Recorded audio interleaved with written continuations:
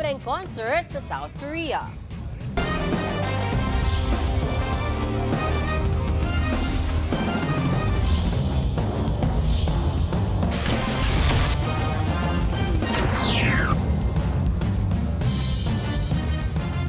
Handa raw tumestigo si dating Congressman Zaldico para ma-impeach si Pangulong Bongbong Marcos. Naghihinala rin ang isa sa mga maghahain ng impeachment complaint na tila kumukumpas daw ang Pangulo para harangin ang reklamo. Nasa frontline ang balitang yan si Marian Enriquez. Nakausap daw ng dating kongresistang si Mike Defensor, ang pugante at dati ring kongresistang si Zaldico sa telepono. Nang malaman daw ni Ko na naghain sila ng impeachment complaint laban kay Pangulong Bongbong Marcos, nagpahayag umano ang dating kongresista na gusto niyang tumestigo laban sa Pangulo. Kagabi ho, nagpagbigay ng mensahe si Congressman Zaldico. Ang sabi ni Congressman Zaldico, kung papayagan ako doon sa i-final ninyong impeachment to become a state witness, kahit nasa Zoom, kasi ginagawa naman po natin yan under suspended rules, ay tatayo siya na witness dito sa grupo na nag-file ng impeachment case. Tetestigo raw si Ko sa umano'y pagtanggap ng kickbacks ni PBBM sa flood control projects, pati na ang issue sa maanumalyang budget insertions. Kahapon, nagpunta sa opisina ng House Secretary General ang kampo ni Defensor para sana ihain na ang impeachment complaint. Pero nasa abroad si Secretary General Sheloy Garafil, ang naiwang executive director ng tanggapan, hindi raw otorisado na tanggapin ang mga reklamo. Dagdag pa niya, hinaharang umano ni Garafil pati ni na Pangulong Bongbong Marcos at House Speaker Boji D ang mga bagong impeachment complaint. Sabi ni Defensor, unconstitutional ang pagtanggi sa kanilang impeachment complaint. Ayaw nilang pakinggan at ayaw nilang sagutin yung hinain ng taong bayan. Why did you block us all of a sudden? For a ministerial procedure.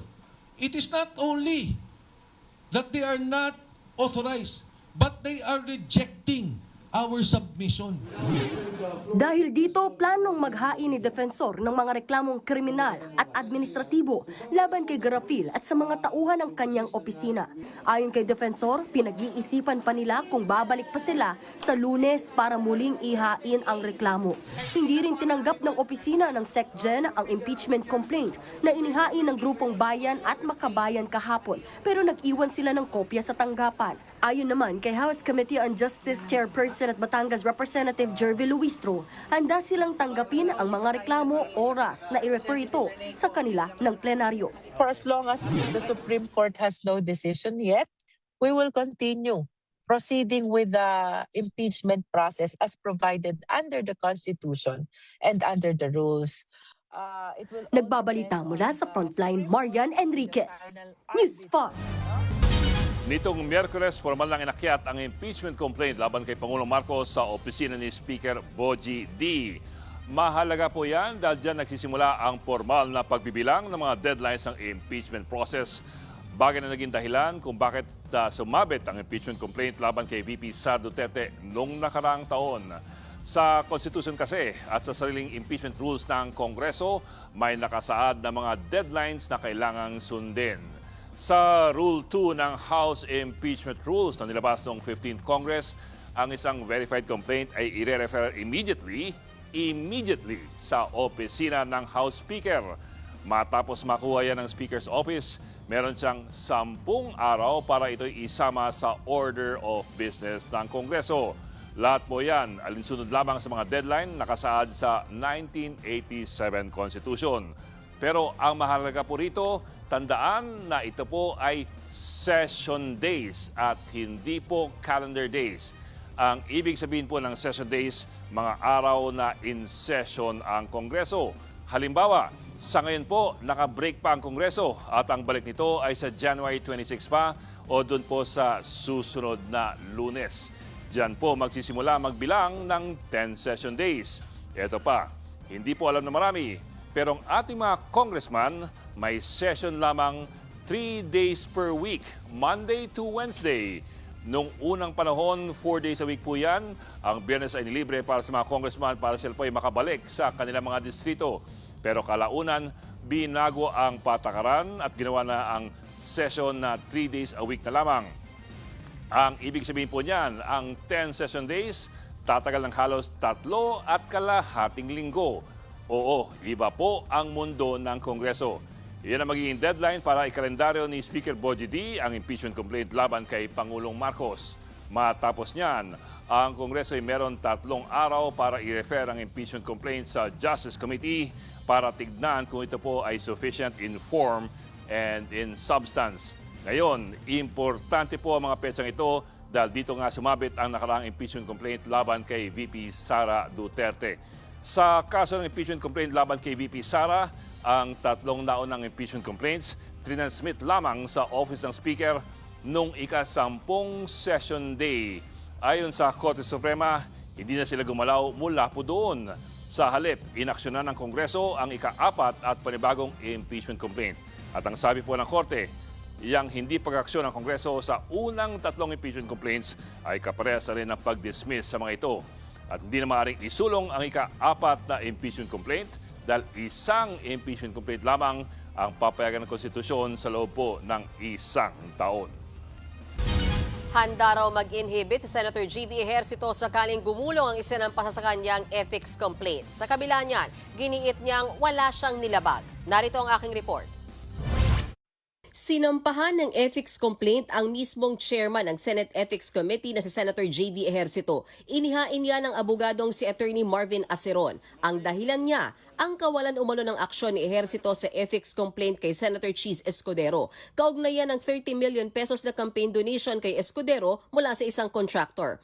Ayon sa complainant, may tuturing na gross neglect of duty ang hindi pag-aksyon ng ethics committee. Depensa ni Ejercito, hindi ito kapabayaan dahil hindi pa nga raw formal na nabubuo ang Senate Ethics Committee. Sa ngayon, hindi pa rin kumpleto ang miyembro ng Ethics Committee. 2 dapat ang manggagaling sa minority block pero si Senator Joel Villanueva pa lang ngayon. Kumpleto naman ang mula sa mayorya. Wala pang committee eh. No? It has not been manifested. It has not been completed. How can I act on the complaints that he's saying when I am the only one? Wala nga akong member. How can I act when I cannot call on the committee or convene the committee? Kasi nga, walang members.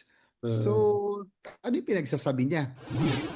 Dagdag pa ni Ejercito, October 2025 lang siya naitalagang chairman ng Ethics Committee. Isang araw bago mag-break ang sesyon ng Senado. Pagbalik ng sesyon, naging abala sila sa budget deliberations hanggang bicameral conference committee. Umaasa si Ejercito na sa pagbabalik ng sesyon ngayong buwan ay formal nang mabubuo ang Ethics Committee. Handa raw siyang mag-inhibit o umatras sakaling talakayin ng isinampang reklamo laban sa kanya. Tinanong din si Ejercito kung sino-sino ang mga senador na may reklamo sa Ethics Committee. Ang sabi lang niya, I would not want to divulge kasi the committee members will still review kung talagang may basis or grounds. Pinagpaliban ng Sandigan Bayan ang pagbasa ng sakdal kina dating Senador Bong Revilla at 6 na kapwa niya akusado sa mga flood control scandals. Ang tingin dyan ng prosekusyon, delaying tactics lamang yan. Nasa frontline ng balitang yan, Mon Gualvez. Nakasuot ng kulay dilaw na damit ng inmate, may bulletproof vest at nakaposas nang dumating sa Sandigan Bayan sa dating Senador Bong Revilla. Hindi tulad ng ibang akusado, wala siyang suot na face mask o anumang hoodie jacket para itago ang muka. Wala rin siyang imik nang subukan naming kausapin. Sir, how are you? Sir, kumusta lang po kayo sa sitting jail, sir? Senator, anything you want to say? Senator Bong? Humarap sa 3rd Division ng Sandigan Bayan sa Revilla at 6 na iba pang akusado para sa kasong malversation of public funds. Kaugnay ito sa umano'y 92.8 million pesos na ghost flood control project sa Pandim, Bulacan. Ngayong araw sana ang arraignment o pagbasa ng sakdal para rito, pero hindi ito natuloy dahil sa mga mosyong inihain ng mga akusado. Kabilang na riyan ang motion to quash information dahil hindi raw nasunod ang due process at lumalabas din na walang basehan ng mismong demanda. Our client did not receive a copy of yung makapal na complaint. All that we had received was yung motion to add additional respondent and additional evidence. And that was treated as a supplemental complaint. Tingin ng prosekusyon, delaying tactics lang ito ng depensa. Mas pinapatagal din nila nito ang pananatili ng mga akusado sa piitan. Pero paliwanag ng kampo ni Revilla, It's the right of the accused to invoke speedy trial, but as far as we're concerned, we are exhausting all possibilities. Malay mo, pag na-dismiss at kinatigan kami ng court at, favorable sa amin yung... Paglabas ng courtroom, muli kong sinubukang kausapin ng dating senador. Senator Bong, tingin mo may due process ba? At sabi po ng abogado nyo, wala daw due process na nangyari sa inyo. Do you agree? Sir, kumusta naman? Kumusta lang stay mo sa kulungan, sir? Kasama nito ang kanyang misis na si Congresswoman Lani Mercado at 4 na anak na sina Congressmen Brian at Jolo Revilla, pati na sina Ina at Cavite Vice Governor Ram Revilla. Pero lahat sila wala rin komento sa anumang tinatanong ng media. Pumayag makipag-usap sa akin ni dating Senador Revilla nang walang kamera. Ikinuwento niya na bagamat nakakapag-adjust naman siya sa loob ng Quezon City Jail at may ilang nakakadalaw, malungkot at mahirap pa rin daw mag-isa sa loob ng piitan.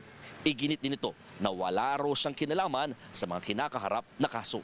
Humarap din si Revilla sa 4th Division ng Sandigan Bayan para sa kasong graft kaugnay pa rin sa flood control scandal. Muli ring pinagpaliban ang pagpasa rito ng sakdal dahil sa mga inihaing motion. Maliban sa akusadong si Emelita Watt na naghain ng not guilty plea. Sa kabuuan, 7 motion ang inihain ng mga akusado sa 3rd at 4th Division ng Sandigan Bayan na kailangan mo ng desisyonan bago umusad ang paglilitis. Nireset ang arraignment at pre-trial sa parehong division sa February 9. Nagbabalita mula sa Frontline, Mon Gualvez, News 5. Nagbugbugan ang grupo ng mga rider sa Lipa City, Batangas. Ang dahilan daw ng gulo, pustahan at asaran. Yan at iba pang aksyon sa kalsada. Sa Frontline Report ni Gary De Leon. Nagdatingan ang grupo ng mga rider na ito sa tabing kalsada sa Barangay Tambo, Lipa City, Batangas. Maya-maya, biglang nagsugura ng mga rider. Meron pang backride na binangga. Habang ang 2 rider, tumawid ng kalsada at nagsuntukan. Natumba pa ang isa, saka pinagtulungan ng 2 kaaway. Pero nakadampot ng pamalo ang kinukuyog. Dito na nagpulasan ang mga nambugbog. Pinagsisiparin at binato pa ang ilang motorsiklo. Kwento na nabugbog na rider, 2 lang silang magkasama at napagtripang kuyugin ng grupo ng 5 rider. Pero sa pagre-review ng CCTV, nasilip ang anggulong pustahan at asaran sa drag racing.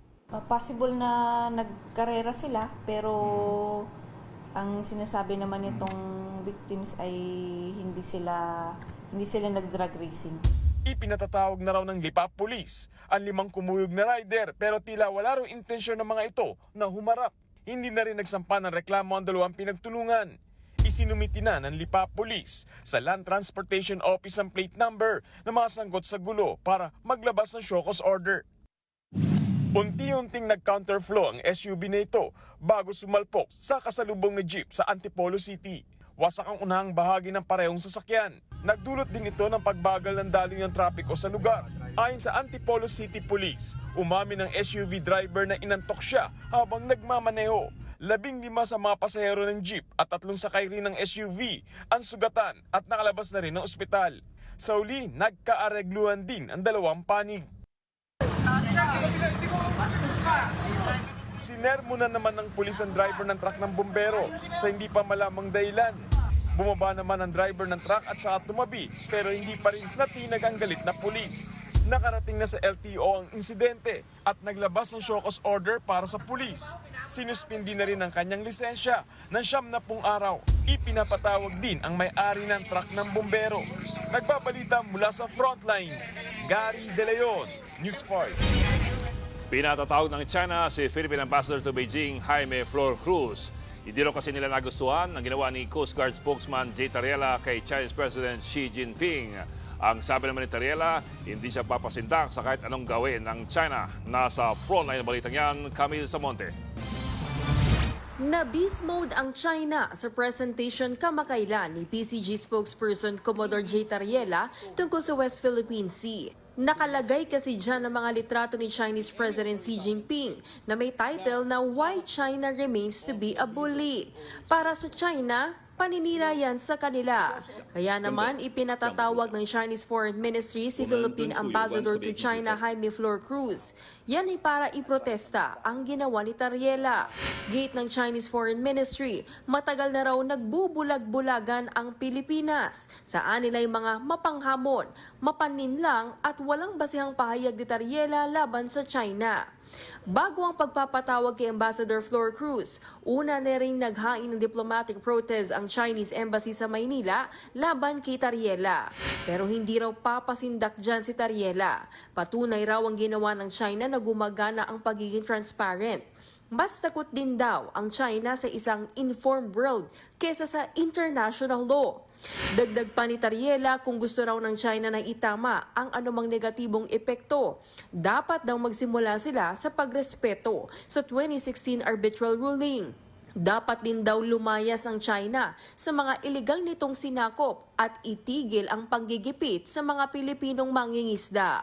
Ang Department of Foreign Affairs naman, suportado raw ang mga opisyal na ginagawa lang ang tungkulin nilang ipagtanggol ang soberanya ng Pilipinas.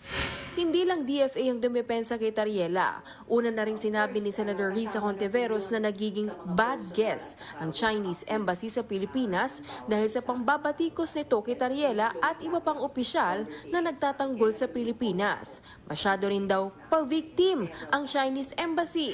Sinagot yan ng Embahada ng China. Hindi raw sila mananahimik kung sinisiraan ang kanilang bansa. Nagbabalita mula sa Frontline, Camille Samonte, News 5. Dalawang Pinoy seafarer ang patay habang 15 ang sinagip mula sa tumaob nilang cargo vessel sa Scarborough Shoal.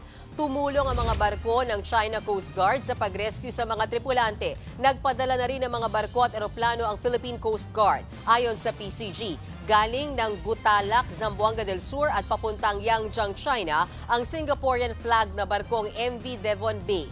Sakay nitong 21 tripulante, patuloy pa ang paghahanap sa 4 pang nawawala. Hindi sinantabi ng DOJ na posible nag-backdoor exit ang wanted na negosyanteng si Atong Ang. Sa programang Morning Matters ng One News, sinabi ng DOJ spokesman na si Polo Martinez na walang indikasyong lumabas ng bansa si Ang. Unang sinabi ng DILG Secretary John B. Cremulya na posible nagtatago ang negosyante sa Cambodia. Nagkaroon daw ng operasyon ng isabong doon si Ang. Siya ang tinuturong mastermind sa kaso ng mga missing sabongeros.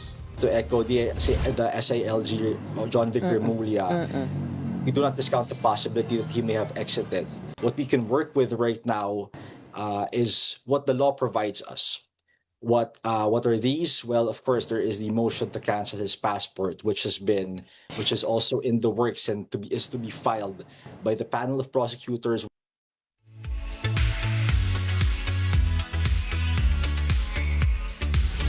Showbiz Tonight na tayo. Iniligtas ni kapatid star Kiko Estrada si Claudine Barreto sa taping ng TV5 primetime serye na Totoy Bato.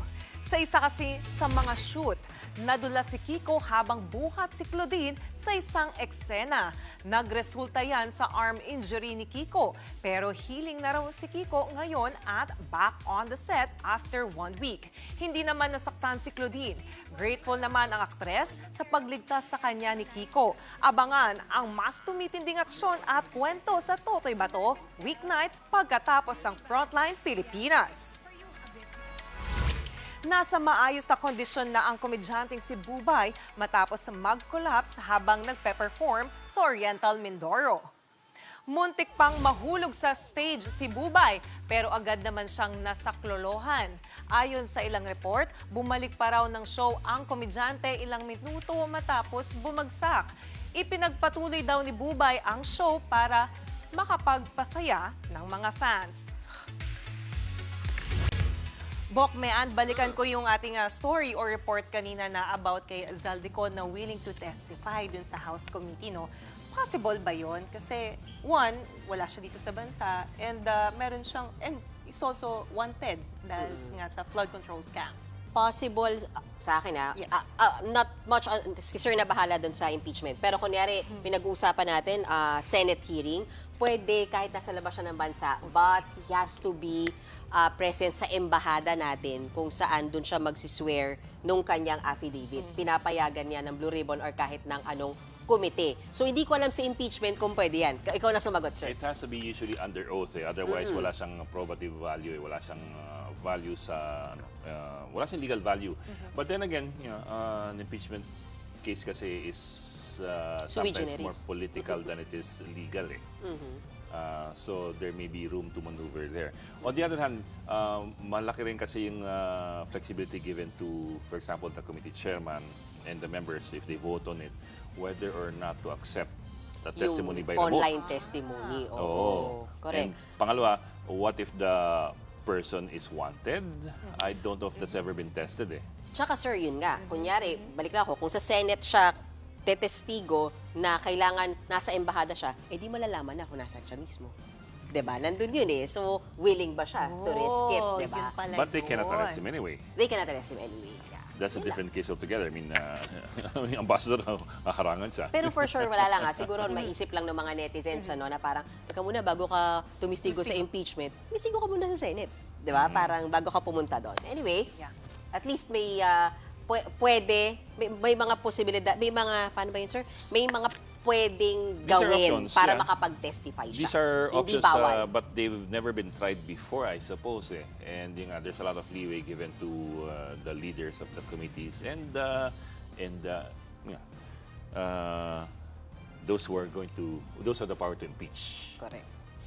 Anyway, susunod, bangkay na babae, natagpuan nakapilit sa drum sa Antipolo, Rizal. Mga PUV nakakarag-karag, hindi ire-renew ang prangkisa sa binubuong LTFRB policy. At ang Korean star Cha Eun-woo inakusahan ng tax evasion. Magbabalik pa ang Frontline tonight.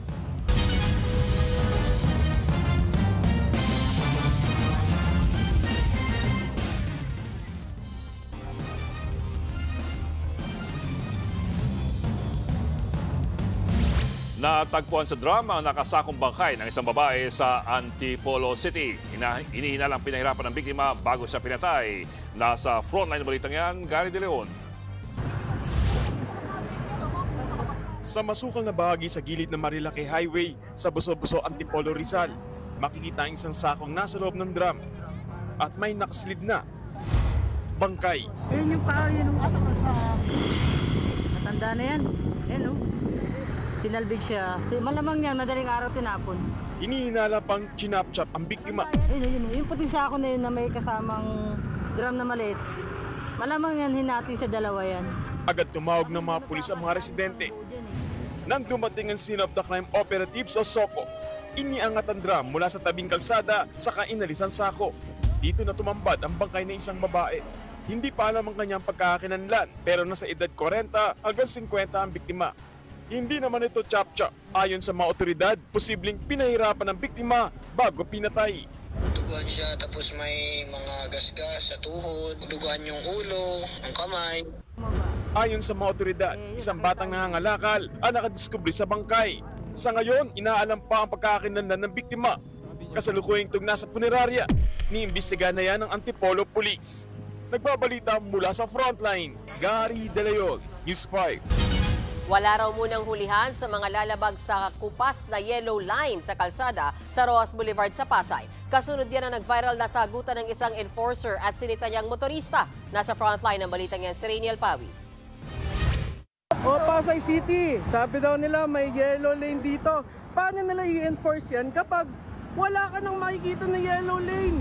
Solid yellow line raw pero hindi na solid ang marka sa daan. Ito ang laman ng viral na pagtatalo ng isang enforcer at motorista sa bahagi ng northbound lane ng Roas Boulevard malapit sa flyover sa Pasay. Nakausap ng News 5 ang motoristang si Francis Arroyo. Kwento niya lagi siyang dumaraan sa Roas Boulevard at 2022 pa nang mapansin niyang kupas na ang linya. Kaya naman para sa kanya hindi makatarungan ang ginagawa umanong panghuhuli ng mga enforcer doon. Unsatisfied because as you can see, there's still cars merging into the overtaking lane. So it's unfair for the motorists coming from Cavitex and wherever else for them to not see this yellow lane immediately and conveniently. Pero bukod sa malabong road marking, isa pa sa ikinadismaya ng motorista ang akusasyon sa kanya na illegal lane change o crossing yellow line. Kahapon naghain siya ng reklamo sa Pasay Traffic and Parking Management Office. Dito niya idinetalye ang hindi raw makataong tono sa pakikipag-usap ng enforcer. Nagalit ako ng sobra dahil tinanungan ako ng, sino ka ba? You don't expect any public servant serving the public to say that to the public. Hindi maganda yung feeling na paglabas mo lang ng bahay mo, meron agad na manguhuli sa'yo. Sang-ayon naman ang ilang motorista na ghost line nang maituturing ang road marking. Talagang malabo naman sir kahit araw nga po, di mapapansin yung yellow solid line na yun. Isa yan sa mga problema sa ating gobyerno. Pinasusunod nila yung batas para dyan, pero hindi na nakikita. Sa inilabas na pahayag ng Pasay LGU, sinabi nitong naapektuhan ng matinding init ang ilang road markings sa kanilang lungsod. Dagdag pa riyan ang dami ng mga sasakyang dumaraan at mga nakaraang roadwork. Inilapit na raw nila ito sa MMDA at DPWH na siyang mangangasiwa ng inspeksyon at repainting. Habang isinasagawa raw ang restoration, pansamantalang ititigil ang panghuhuli sa mga motorista sa lugar. Magpapakalat din daw sila ng mga traffic enforcer para umalalay sa mga dumaraan. Pinuntahan din ng News 5 ang tanggapan ng Pasay Traffic Management and Parking Office pero wala nang nagbigay ng komento sa insidente. Ayon sa source ng News 5, pansamantala munang hindi pinapasok sa serbisyo ang inireklamong enforcer habang gumugulong ang investigasyon sa reklamo. Inirekomenda na rin ang pagsasagawa ng retraining para sa mga kapwa niya enforcer para hindi na maulit ang kaparehong insidente. Nagbabalita mula sa frontline, Rainiel Pawid, News 5. 2018 pa sinimulan pero hindi pa rin tapos ang pagpapatayo ng isang tulay sa Pampanga. Yan ang isa sa mga nadatnan sa pag-inspeksyon ni Public Works Secretary Vince Dizon. Nasa frontline ng balitang yan, Gerard de la Peña. Malaking tulong sana sa mga motorista ang San Agustin Bridge sa bayan ng Arayat, Pampanga. Ito ang nagdudugtong sa lalawigan sa ilang bayan ng Nueva Ecija. Pero hanggang ngayon, putol at hindi pa rin ito matapos-tapos. 2018 pa nang simulan ang pagpapagawa nito. Ipinagawa ang infrastrukturang ito bilang kapalit sana ng tulay na ito na luma na. Inabot na ng halos isang dekada ang pagpapagawa nito. Paano naman kaya ang kaligtasan ng mga gumagamit ng lumang tulay? Naging problema raw ang putol-putol na pagpopondo sa proyekto. 2023 pa nang huling mabigyan ng pondo ang tulay. Sa ngayon, gagawan pa raw ng pag-aaral para masigurong maayos pa ang istruktura nitong ipinapagawang tulay. Ang commitment, yan, nag-commit na pati yung contractor. Nag-commit, hindi diskaya yan. No? Nag-commit na this year daw tatapusin. Pero nakabantay yung mga engineers din natin, yung mga batang mga engineers natin from the Bureau of Design and Bureau of Construction, nakabantay sila. Nasiguraduhin na safe. No? Kasi matagal na yan eh. Matagal nang nakatenga to eh. So kailangan i-check muna, i-test. Di naman kalayuan mula sa San Agustin Bridge ang Arnedo Dike. Nagsisilbi itong proteksyon ng mga residente sa tuwing umaapaw ang Pampanga River. Ang inirereklamo ng mga residente rito, ang paglundo ng mismong kalye, simula pa ng manalasa ang bagyong uwan noong Nobyembre ng nakaraang taon. Paliwanag ng DPWH, kinain na ng ilog ang ilalim ng dike, kaya 3 linggo nang sarado sa mga motorista ang daan. Hindi simple ang solusyon dito. Kasi yung Pampanga River, lumalaki siya, kinakain na niya yung lupa sa ilalim nitong dike na matagal na. Kapag ito bumigay, yung tubig, sisirain ang Arayat, sisirain hanggang Santa Ana, hanggang Mexico.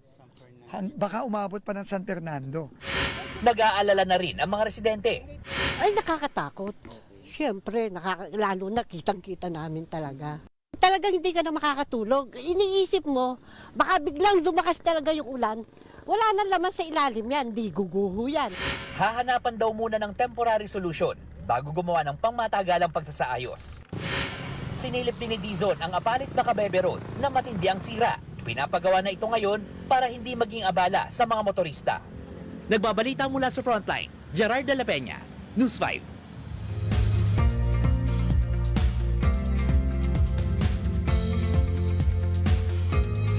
Apakalamig! At sa sobrang lamig, nabalot na ng andap o frost maging ang ilang lugar sa Pilipinas. Kabilang po dyan ang Atok Benguet, kung saan pati ang mga sasakyan ay nabalot ng makapal na frost. Namumuti na rin dahil sa makapal na frost ang maraming pananim. Hindi tuloy yan magamit dahil sa pagkalanta. Ngayong araw, naitala sa 10.6 degrees Celsius ang temperatura sa Baguio City. Yan na ang pinakamalamig na temperatura sa bansa ngayong amihan season. Ayon sa Pag-asa, magtatagal pa hanggang sa mga susunod na araw ang malakas na bugso ng amihan sa bansa. Nalusaw naman na ang low pressure area kanina sa labas ng Philippine Area of Responsibility. Habang natutulak naman ang isa pang LPA ang shear line na siyang magpapaulan sa Kabisayaan at Mindanao. Ingat po sa banta ng pagbaha at landslides.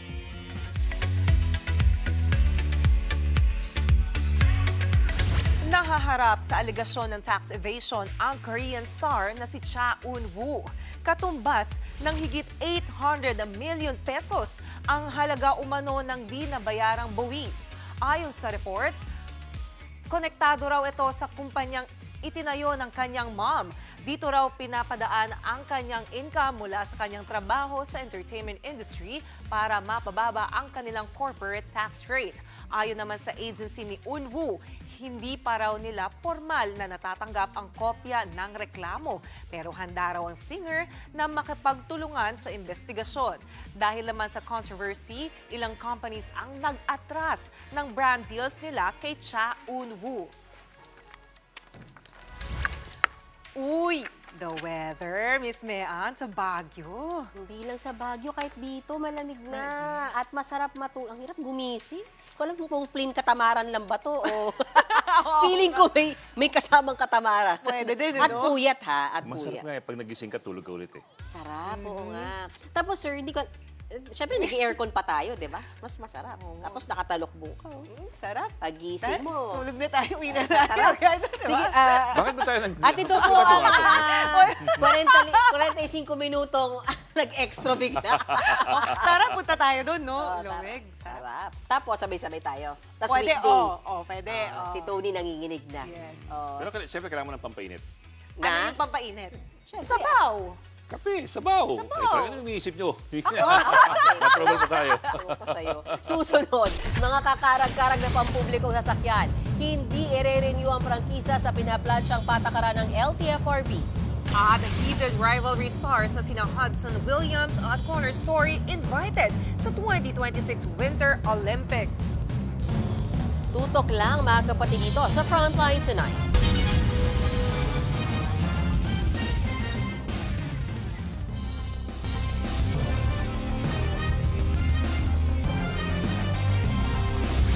Posibleng hindi na i-renew ang prangkisa ng mga kakarag-karag na jeep, bus at taxi. Base yan sa binubuong patakaran ng LTFRB. Narito ang report. May bagong patakarang pinaplansya ang Land Transportation Franchising and Regulatory Board. Yan ang nagbabawal sa pag-renew ng prangkisa ng mga bulok o sire-sirang pampublikong sasakyan. Ayon sa LTFRB, paraan ito para mapaganda ang public transportation at masigurong ligtas ang mga commuter sa kanilang biyahe. Kaya kung sira-sira raw ang iyong sasakyan, asahan na raw na wala yang prangkisa oras na ito ay mapasok. Ayon kay LTFRB Chairman Vigor Mendoza, naranasan raw kasi niya mismo na makasakay sa jeep na sira at may maruruming upuan. Hindi raw yan deserve ng mga commuter. Gate naman ng grupong Manibela, bagamat suportado nila na para ito sa kaligtasan, dapat daw munang tulungan ng gobyerno na maipaayos ang mga sira-sirang sasakyan, imbis na agad at tuluyan itong abandonahin. Bigyan pa ng isang taon na may paayos at matulungan ng gobyerno yung ating mga jeepney drivers at operators. Sana makapagbigay din sila ng 1 billion pesos na pondo para po maipaayos yung ating mga traditional jeepneys. Sang-ayon dito ang Liga ng Transportasyon at Operators sa Pilipinas. Kung yung dilapidated na sasakyan ay panghanap buhay mo, lalo na karag-karag, mausok, yung mga upholstery, lahat na, ay yan ho ang tamang direksyon yan. Ay talagang hindi dapat i-confirm ng LTFRB. Sabi naman ng jeepney driver na si Valentino, matagal na raw dapat ito ipinatupad. Yun ho ang ngayon ng LTO, kailangan sundin. Para na-model ho muna nila, saka ipariristro. Kung okay na sa LTO na iparemodel muna, boss, iriristro. Pero para kay Mang Edito, kung desidido sa paghihigpit ang LTFRB, dapat silang tulungan ng gobyerno sa pamalit na hanap buhay. Kung hindi nila i-renew, ibigyan nila ng magandang trabaho. Dami-daming driver, kaysa magnakaw niya, nakaw lang nila yung pundo eh. Kaya tinan nila yung taong masa kung nakakatulong o nakakagaan sa hanap buhay ng bawat isang Pilipino. Buti sila, nakakahiga sila sa masarap na higaan. Pero sa grupong Road Safety Advocates of the Philippines, hindi LTFRB kundi ang Land Transportation Office ang may karapatang magdikta kung ligtas pa bang bumiyahe ang isang sasakyan. Palpak daw kasi anila ang LTFRB sa kanilang PUV modernization program. Sa ngalan ng public service at pagiging makatao, bigyan ng clearance itong mga jeepney driver operators na magpa-renew ng kanilang jeep sa LTO. Sa ngayon, pag-uusapan na raw ng mga top officials ng LTFRB ang nasabing panukala. Nagbabalita mula sa Frontline, Margie Bentulan, News 5. Libo-libong balikbayan box ang nakatenga sa Manila International Container Port. Ayon sa Bureau of Customs, aabot sa 160 million pesos ang halaga ng mga hindi na i-deliver na balikbayan box. Karamihan dyan ay pinadala ng mga OFW. Ang matindi, merong mga balikbayan box na 3 taon ang nakatenga sa pasilidad. Kung malaman niyang chocolate o delata, malamang expired na. Pinabayaan na raw kasi ito ng mga deconsolidator dahil hindi sila nakapagbayad ng kaukulang buwis. Planong kasuhan ng BOC ang mga sangkot na kumpanya. Target pa rin i-deliver ang mga balikbayan box sa mga susunod na araw. Abangan, wedding proposal ay dinaan sa trending na exchange gift challenge. At K-pop superstars BTS ang may libreng concert sa South Korea.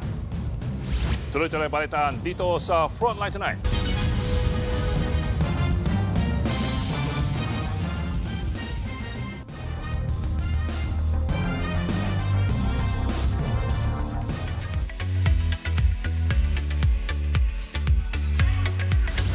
Up for the heat sa 2026 Winter Olympics ang heated rivalry stars na sina Hudson Williams at Connor Sorry. Sila lang naman ang napiling torchbearer sa torch relay event sa Milan. Wala pang exact date sa event, pero sa February 6 na magbubukas ang Winter Olympics. Matatanda ang gumanap bilang rival ice hockey players sina Hudson at Connor sa heated rivalry. Pero soon ay na-in-love din sila sa isa't isa. Good news para sa mga ARMY, especially sa mga hindi nakabili ng ticket sa pre-selling. May pa-free concert ang K-pop sensation na BTS sa South Korea. Ayon sa report, gaganapin ang free concert sa mismong release ng comeback album nila na Arirang sa March 20 na yan. Sa Gwanghwamun Square sa Seoul ang venue. Ito ang first time na may magtatanghal na K-pop group sa naturang event. Symbolic yan dahil nire-represent daw ng lugar ang identity ng South Korea. Speaking of concert, na-sold out agad ang pre-selling ng tickets ng BTS Arirang World Tour sa Goyang, South Korea. Sa March 13 and 14, 2027 naman ang concert nila dito sa Pilipinas. At yan ang latest and hottest sa Frontline Tonight. Ako po si Johnny Alipon. Happy weekend mga kapatid.